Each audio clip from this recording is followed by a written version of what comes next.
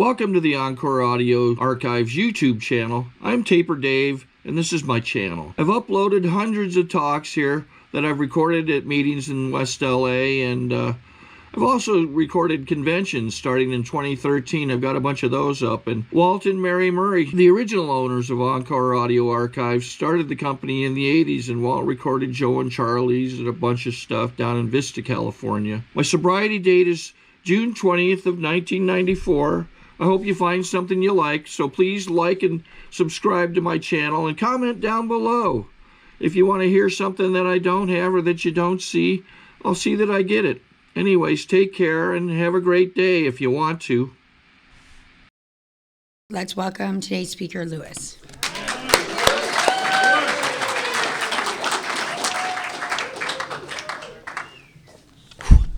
My name is Louis. I'm an alcoholic. And thank you, Jan, for asking me to come down here and speak this morning. I would have been here anyway, but I accepted because I didn't think there'd be very many people here. And yeah, like I said, I'd be here anyway because I love this meeting. It's one of my favorite meetings. I've had commitments at this meeting always on a regular basis for years. I just am so grateful that I can get up on a Sunday morning early when the sun is shining and not have a hangover. I want to welcome all the newcomers that got up here today or either identified or took chips. And happy birthday to the two birthday guys. That's amazing, Kyle. And what's the other guy's name? James, Kyle and James. I'm very impressed. I think it takes a lot of courage, or you got to be really sick to sober up a week before New Year's.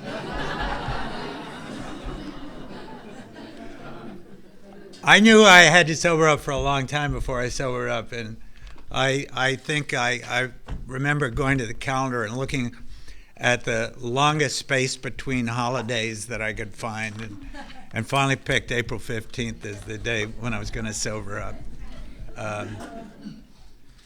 So happy holiday, whatever holiday you're celebrating.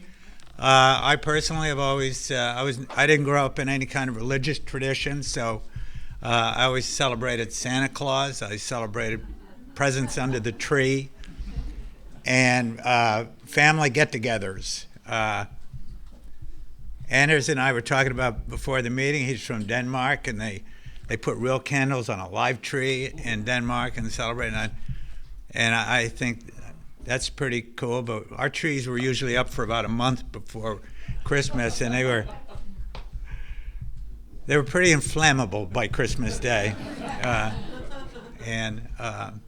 But yeah, I remember I lived on a farm in Pennsylvania for a couple of years growing up, and we, in Bucks County, Pennsylvania, a little town called Plumsteadville, had to walk 2 miles to a one-room schoolhouse. It was a great experience. I had moved there from the city, and after that 2 years, we moved back to the city. But we used to go out in the woods before Christmas and cut down a tree and drag it through the snow back to the house. And we'd hammer together a little stand, and we'd string popcorn. And we had a few ornaments that have been passed down through the generations. But it was a very Tom Sawyer, Mark Twain, Huckleberry Finn kind of Christmas. It was really great, and that lasted for about 2 years, and then so I do have some memories of family get-togethers. I was thinking today when I came down here, I was trying not to prepare a pitch or give my pitch in the car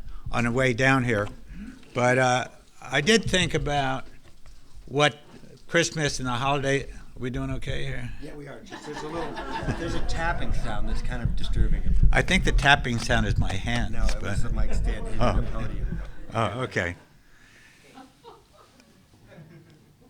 I didn't want to actually allow them to record me today. I was going to actually play back Tony's pitch from last week and lip sync to it, but. How many people were here last week? I mean, that was great, wasn't it? I mean, we are so privileged to be able to come to these meetings and hear people from all walks of life talk about what AA has done for them.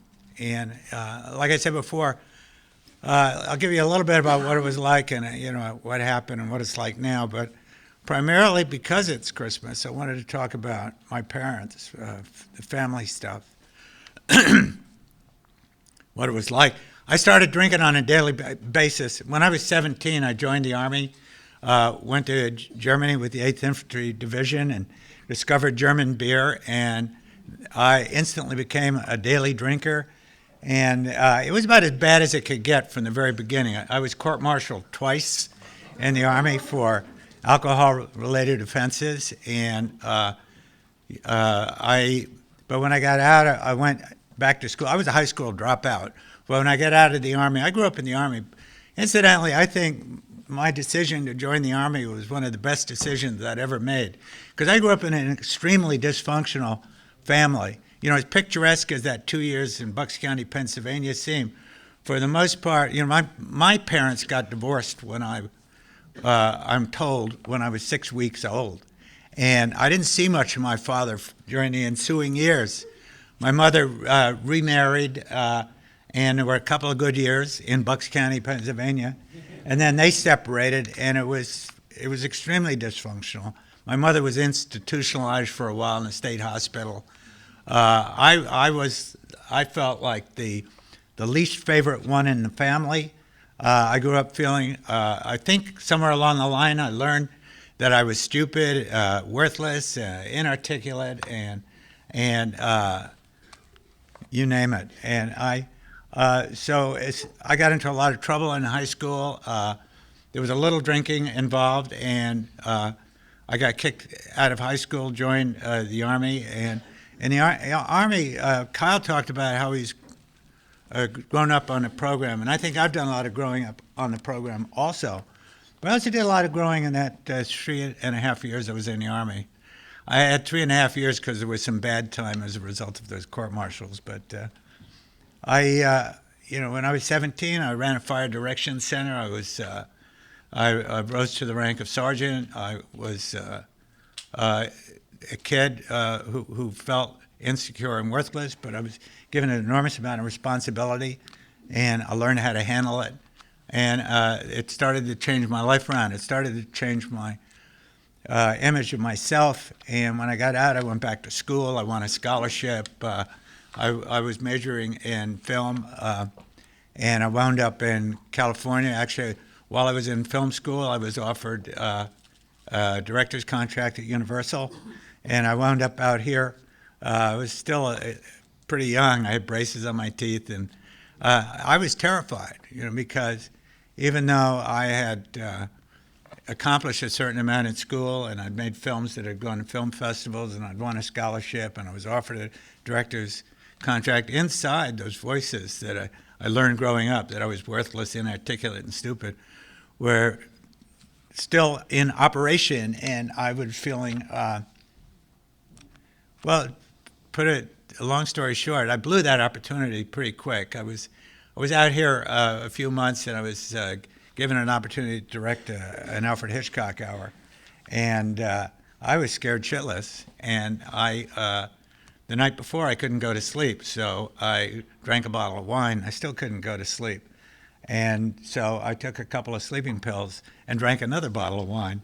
The next thing I knew, the phone was ringing, and it was about 10 o'clock in the morning, and the producers of this show were wondering where I was. It was the first day we were going to rehearse, and I'm sure David sitting there, who's in the business, can appreciate what a faux pas that is, to put it mildly.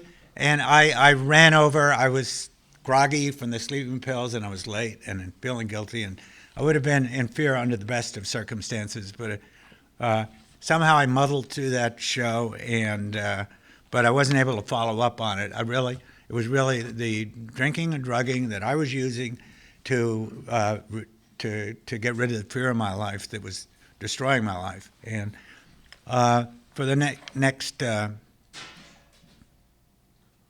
for quite a while after that, I drank and drugged.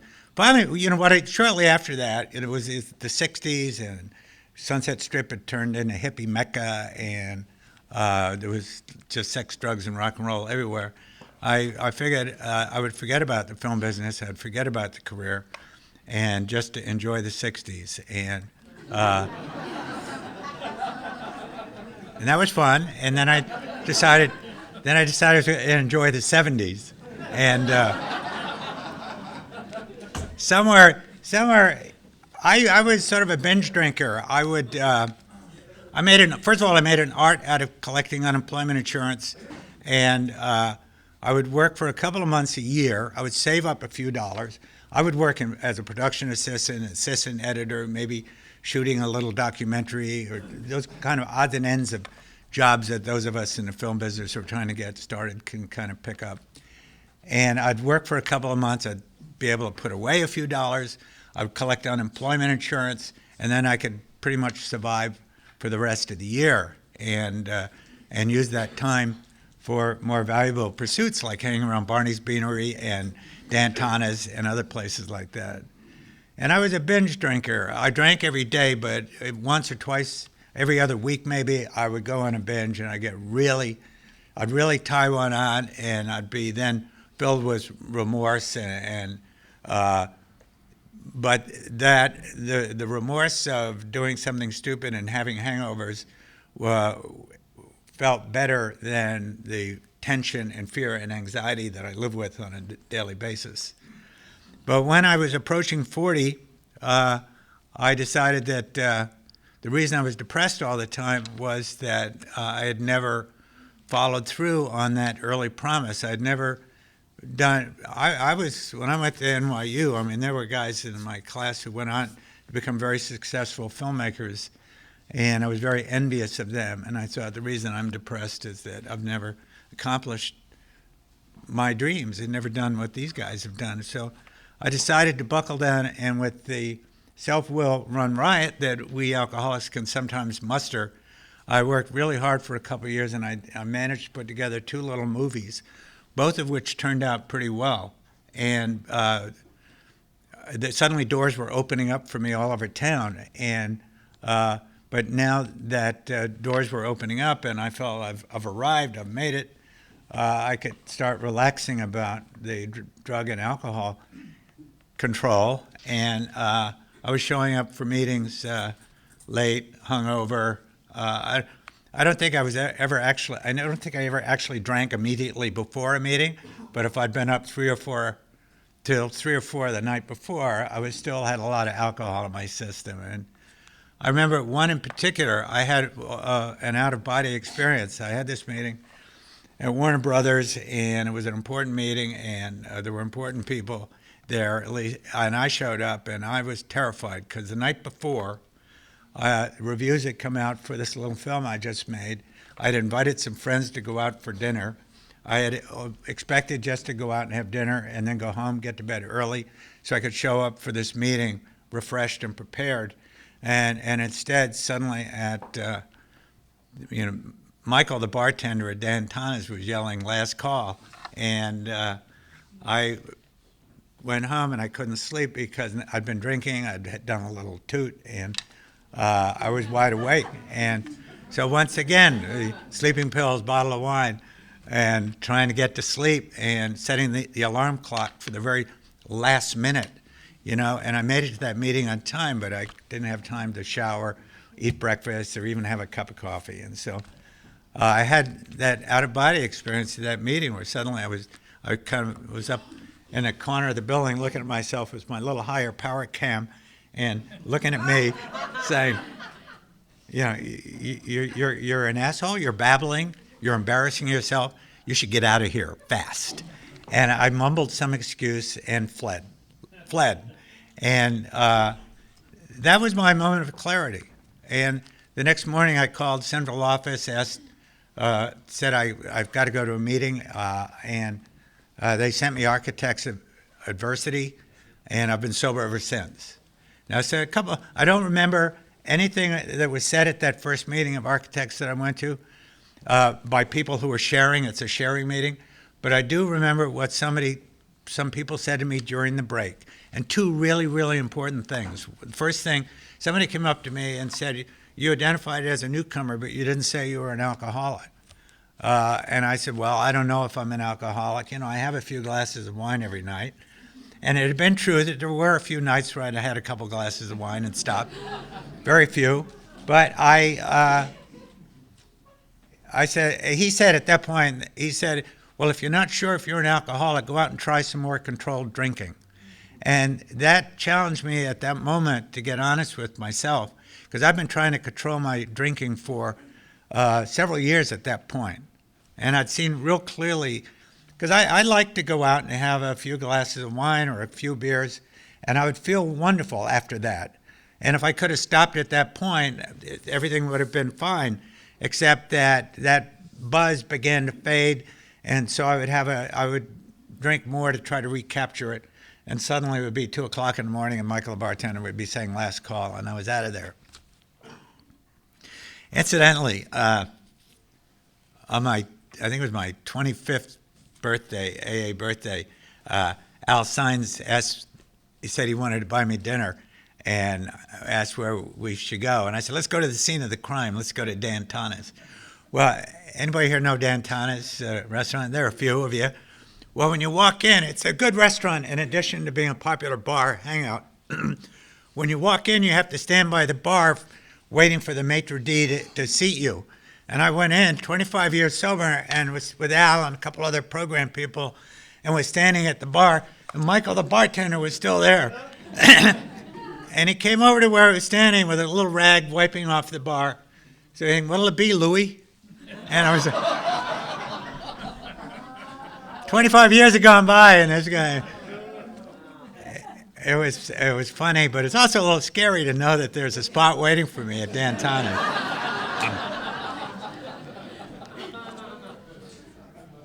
So I was challenged, at that point I was challenged to be honest with myself and admit that I was an alcoholic. And that was unbeknownst to me at that moment, at my very first meeting, during the break, I was doing the first half of the first step, admitting that I was an alcoholic to my innermost self. And I decided that I was going to stick around for 30 days and see what it felt like to go 30 days without a hangover and find out what goes on in these rooms. And during that time, the thing that kept me coming back at the very beginning, for the most part, was the love and the attention that people give to newcomers at these meetings. People gave me their phone numbers. They invited me to go have lunch. I started making friends. And during that 30 days, I heard a lot about the steps. And I started going to other meetings besides architects, where I heard speakers with a lot of time talking about how they'd worked the steps in their program, in their life, and how their lives had changed as a consequence, and how they learned to use the steps to solve all their problems in life. And I decided to extend that 30 days to 90 days, and at the end of the 90 days, I had become convinced that there was something going on in these rooms that was restoring people to sanity. Initially, I thought the insanity they were talking about in the steps was the insanity of drinking, and I gradually began to learn that no, it's about more than that. It's about the insanity of the way we live our lives. It's the insanity of being in fear about something that might or might not happen a year from now or tomorrow. It's the insanity of feeling that you're worthless and stupid and inarticulate when the evidence is belying that fact. And so I extended it to 90 days, and at the end of the 90 days, I decided I wanted to try this thing. And I'd heard that the way you try this thing is you get a sponsor who will help you who will guide you through the steps. So I began to pray for God to bring a sponsor into my life. By the way, I was not a God person. I didn't grow up in any religious tradition. The only God that I knew about or thought I knew about was that the God of Sunday school, the guy in the white beard sitting on a cloud, a supernatural being who judged and doled out favors. And that made no sense to me. But the big book and the literature and other people in the program told me that I can use anything for my higher power. And the big book suggests that I use the AA as a higher power. And that made sense to me because I was meeting people who had been able to stay sober for a long period of time, and I couldn't stay sober on my own at all. And so I trusted that there was a power in this group that was bigger than my power. And I used the group as my higher power and found a sponsor. And he said, as soon as I asked this guy to sponsor me, by the way, I got a great sponsor, John Jay. And the reason he said he's still sober today, which I believe is the reason that I am sober today, is that he bought the whole package. And I decided to buy the whole package. I decided what I'm going to do is I'm going to set aside all my skepticism, all my cynicism, long enough to work the 12 steps and see what happens. And what happened is that I began getting glimpses of the promises coming true in my life from the very beginning. You know, the promises that my home group for a long time was the Log Cabin Monday Morning Promises meeting. And every morning they would read the promises. And, you know, if we're painstaking about this stage of our development, we're going to be amazed before we're halfway through. We're going to know a new freedom and a new happiness. We'll neither regret the past nor wish to shut the door on it.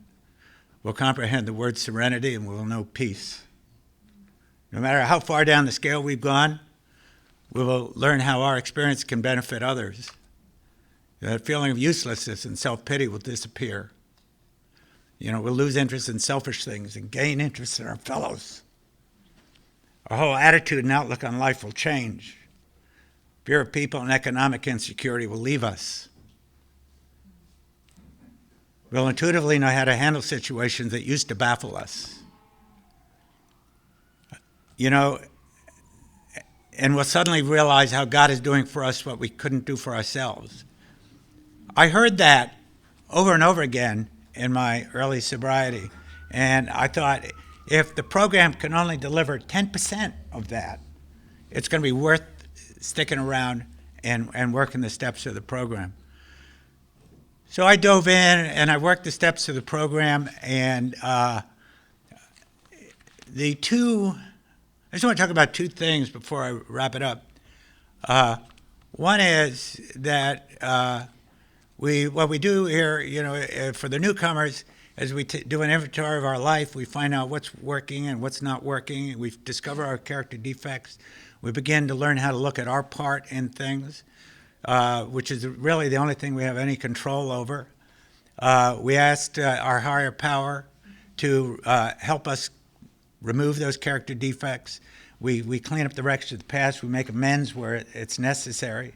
And if we do that, it says those promises are going to come true, sometimes quickly, sometimes slowly. In my case, I began to get glimpses of them from the very beginning.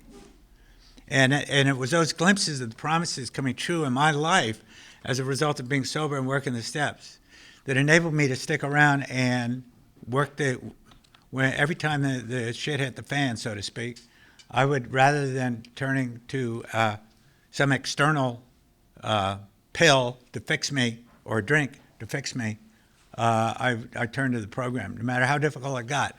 And there have been a couple times where it's gotten very difficult for me in sobriety. For me, the whole program hinges around the third step, where we make that decision to turn our will and life over to the care of God. Steps 4 through 12, as far as I'm concerned, could also be labeled steps 3B, 3C, 3D on. You know, those are all the steps that are designed to help us implement that decision when we make it, you know, to help us turn our will care over to that higher power. You know, and the 12th step says that if we work these steps, you know, at this point when we reach the 12th step, we're going to have had a spiritual awakening, a spiritual experience.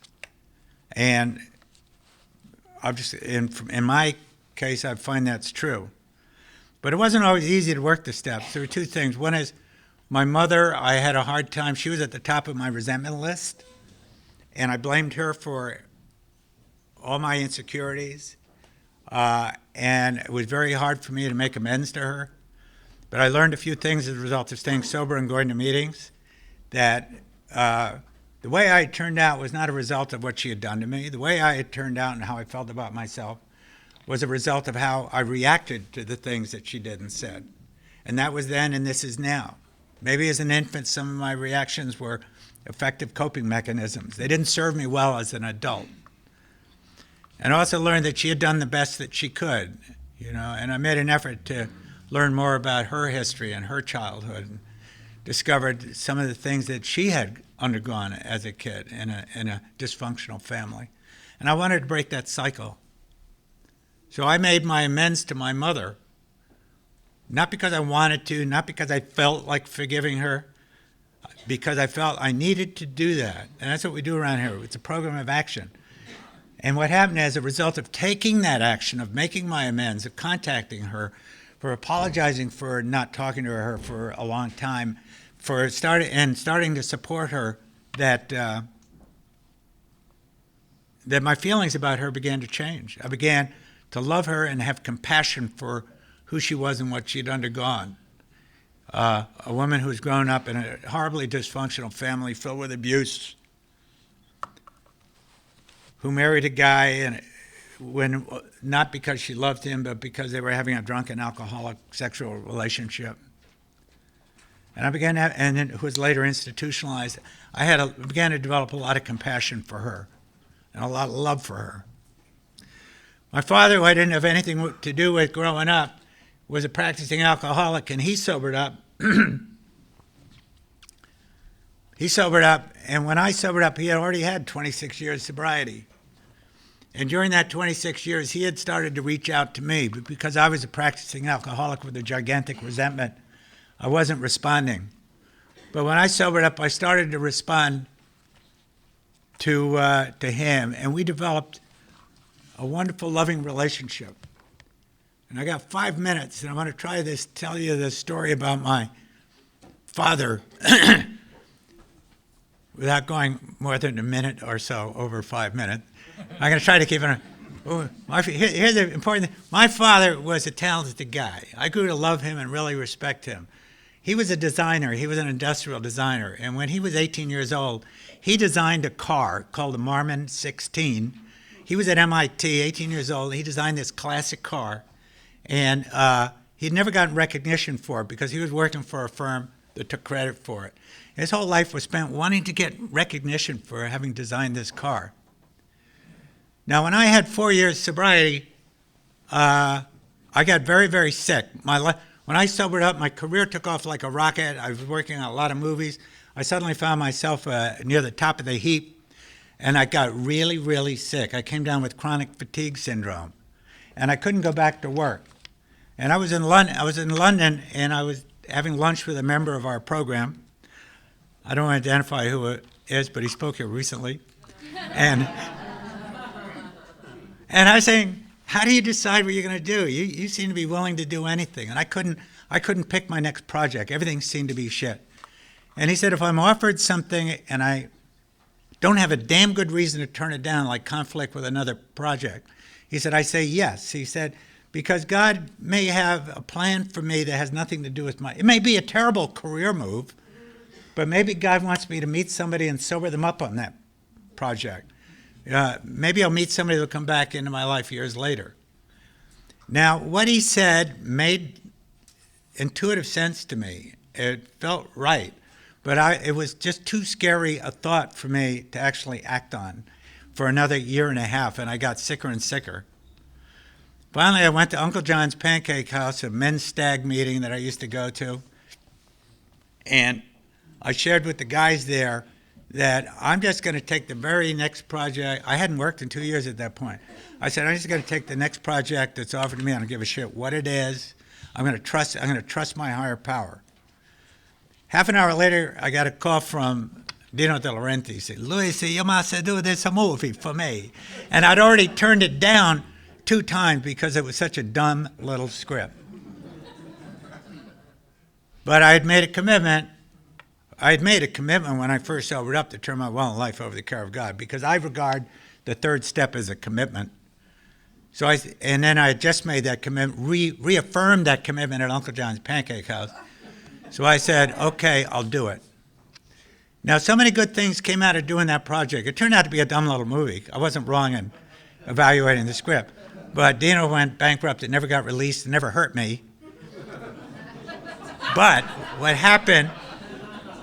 But several things happened that were miraculous. First of all, my chronic fatigue went away because I'd been able to identify my fear of work as the main cause of my illness. And but the most important thing that came out of that was I made friends with the guy who starred in it, who at that time was a little-known comedian who later later hosted a national talk show, who was a classic car buff. Sorry to interrupt your viewing. Taper Dave here. Just wanted to take a second to ask you to like and subscribe to my channel. Let me know if you like what you're listening. I've got some very good talks here, and this one's a great one. Just curious, do you think this is better than Zoom? Tell me what you think. And I flash forward about 12, 13 years, and I was with my father in Monterey at the Concours d'Elegance, which is the creme de la creme of classic car shows. And the comedian was there. He was sort of the MC. I took my father there. They had a Marmon in competition. This comedian recognized me, and he came running over. I introduced him to my father. He's a classic car maniac. He knew who my father was. He asked my father to come up. He said, "You belong up there on the judges' stand where the Ferrari and Mercedes and Porsche designers and judges were." And so he took me and my father up there. He introduced my father. They all knew who my father was. They shook his hand, invited him back to be an honorary judge the following year.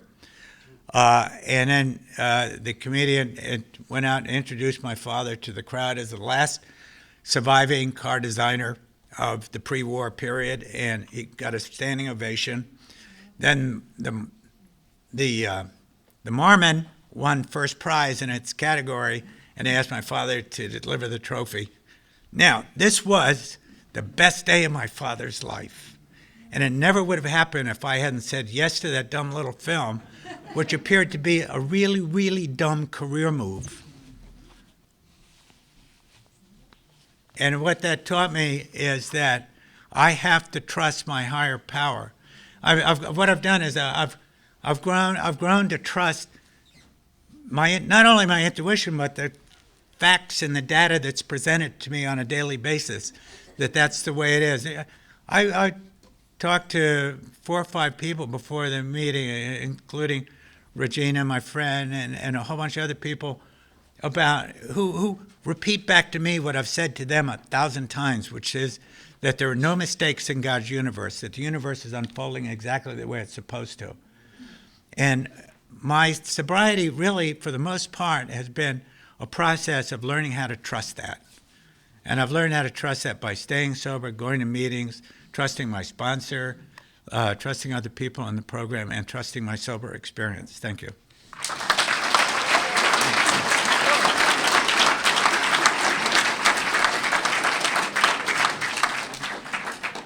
I think I answer questions now. Is that correct, John? Yes. Louis, thanks a lot. I want to ask you, you talked about your fear. When you were in fear, you always used to drink and use, and that's how you handled your fear. As you got sober, and how did it evolve that you handled your fear sober? What did you do to walk through your fears? The question is, how do I handle my fear sober? How have I learned to handle my fear sober? At the very beginning, when I was new, I trusted my sponsor, who would constantly tell me the universe is unfolding the exact way it's supposed to. For some reason, I believed him. I began to believe him. I trusted. I lived on the slogans in my first year of sobriety. Slogans like "This too shall pass." I could be in fear. And then I learned that it didn't matter if I was in fear or not. I just still had to show up and take the action. And I began to discover, to my amazement, that I could take actions even when I was in fear, and if they were the right actions, they would turn out well. Now, and I also then I've developed more sophisticated ways of handling my fear, which is mainly the 7th step. Using the steps of Alcoholics Anonymous. I was taught that there's 7A and 7B. 7A is where you humbly ask God to remove the defect of character, and 7B is where you take the actions of somebody who believes it's been removed. When my sponsor told me that the first time, I said, I don't remember seeing 7A and 7B on that chart on the wall at the log cabin. he said, look in the big book, and I looked in the big book, and there's one little short paragraph on working the seventh step, which contains a seventh step prayer. End of paragraph, and the very next paragraph begins in italics, so I wouldn't miss it. Faith without works is faith without works is dead, and that's 7b. So I've learned the way I work step 7. If I'm in fear, I ask myself, what would I be doing right now if I weren't in fear? And I make a little to-do list. I'd call John and wish him a good day or something. I'd sing a song. I would brush my teeth. I would go to a meeting. I make a little list of actions that I would be taking if I weren't in fear instead of sitting home thinking about me. And that also usually includes calling a couple of sponsees. And I do that action list before I ask God to remove the fear. Because when I ask God to remove the fear, if I've worked step 6, which is become willing to let that fear be removed, when I ask God to remove the fear, it's removed instantly. No ifs, ands, and buts. The problem is that if I don't jump into action, that fear will return in a nanosecond. Because I'll start thinking about it again. Like Al Stein says, the reason we get scared is we run scary movies in our head. So I ask God to remove the fear, I jump into action. That's what I do. Next. Don. Louis, how did you deal with self-esteem when you got sober? How did I deal with self-esteem when I got sober? Yeah, I had very low self. I thought this was a self-help program when I came in, because I went to Architects of Adversity, and people were just sharing. I thought, oh, this is like group therapy. You know, you just babble. And I would look around, I listened to what other people were doing. What we're supposed to do here is babble. There was no time limit at Architects of Adversity. If you can be funny, so much the better. And be dramatic. The more sordid details you can work into your share, the better. Well, first of all, I told my sponsor I wanted to work on self-esteem. And he said, the last thing in the world you need is anything with the word self attached to it. So I said, well, how I feel like a turd. What do I do? How do I deal with low self-esteem? He said, what you need is God esteem.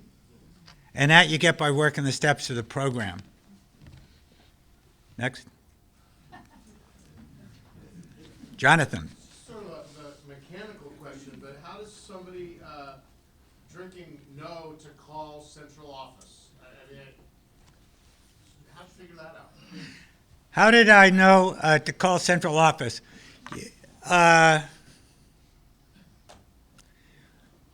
I looked in the phone book. I knew Alcoholics Anonymous existed, and I looked in the phone book at 4 o'clock in the morning, April 15th, 1981, and saw Alcoholics Anonymous central office. Called that number. It was simple like that. I mean, I knew Alcoholics Anonymous existed. I knew my father had been sober for a long time, and I had met a couple other people. I was at Dan Tynes one night, and this ex-girlfriend of mine was there, and I was amazed when I began talking to her that she was listening. Instead of looking over my shoulder to see who was going into the bathroom with the vial of cocaine, she was actually listening. And I said, "You've changed. What's happened?" And she said, "Well, I've gone to AA, and would you like to go sometime?" And I said, "Yeah, someday." And question next. Taking you back to that first year of sobriety, what steps help you the most? Help to ground you, help you to see a future. And when you got weak, what did you turn to? And what was the last thing when I? You got weak. Okay, great, thank you. The question is, what step was most important to me in my first year of sobriety? And when I got weak, what did I do, or what did I turn to? Well, without question, the most important step for me was the fourth step. Because once I decided to stick around and ask my sponsor what I should do, my new sponsor, he said, I want you to read the big book and start your fourth step. Now, subsequently, we had a chance to reflect on that day, and he told me, listen, you already admitted you were an alcoholic, and you know your life's unmanageable, right? That happened within the first couple of days. He said, during the last 90 days where you've been checking us out, you've learned that there's something going on in here that might help you, right? He said, that's a third step. No, that's the second step. Now, when you asked me to sponsor you, you made a decision that you wanted to try this deal, right? And I said, yes. And he said, that's the third step. He said, so start your fourth step. Now, I might have procrastinated, but I got a job that was going to take me back to New York. And I had 2-3 weeks to do my fourth and fifth step. So I kind of did it quickly because I wanted to have something under my belt that gave me tangible evidence that I was working the program. So I got together with him and I read my fifth step before I went to New York. And a huge load was lifted off my shoulders at that point. Because I talked about experiences that I'd had and he shared similar experiences. Suddenly I felt like an equal member of the species on the planet Earth. And a lot of my, I felt connected, and I felt not just to the human race, but also connected to the program because I'd actually done something. So the fourth step. And I don't know, I've never wavered on the program. I've never had any doubts about whether I wanted to go out and drink. Well, actually, one interesting thing, when I had almost 90 days, right before I made the decision to stick around, my father came out from New York on business, and we had dinner, and I told him I was going to meetings. He was delighted to hear that. And I remember I said to him, I don't know if I'm really an alcoholic, because look, I haven't had a drink for almost 90 days. And he said, when I was new, I wondered that too. But then I figured, what's the point? And that made a lot of sense to me. Like, there's no upside to being able to have a glass of wine at night, but there could be a huge downside if I am an alcoholic. So I figured, what's the point? I like this deal, and I'm going to stick around. Is that it? Yep. Thank you.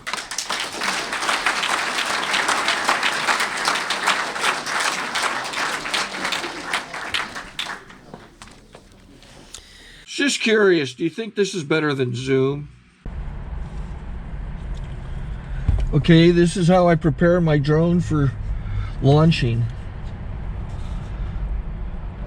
I like to do it inside the cab of my truck so I'm not standing outside in the weather. To install the joysticks for control, up and down, right and left, powered on. I have an Android phone that I use to connect it to the drone with. And it's actually controlled through the iPhone, through an app. Oops, wrong way. It's actually controlled through the iPhone, or through this Android phone, through the app. It's actually controlled through the Android phone, through an app, and you connect it through this short connection right here.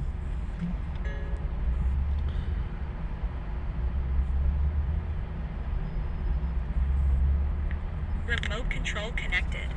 Remote control's connected. So I pull out the drone. I have to extend the legs. Long legs extended first, then the short legs. Remove the gimbal protector. Set that aside, then power it on one short burst, then one long burst. I lay it down. So I have to go to calibrate. So the drone's not connected yet. It shows you here as this drone gets disconnected, even though the remote's powered on. So the drone has to establish it's connected. So I go into the app to calibration mode. First I'll calibrate the remote controller. Start calibration. Out, in,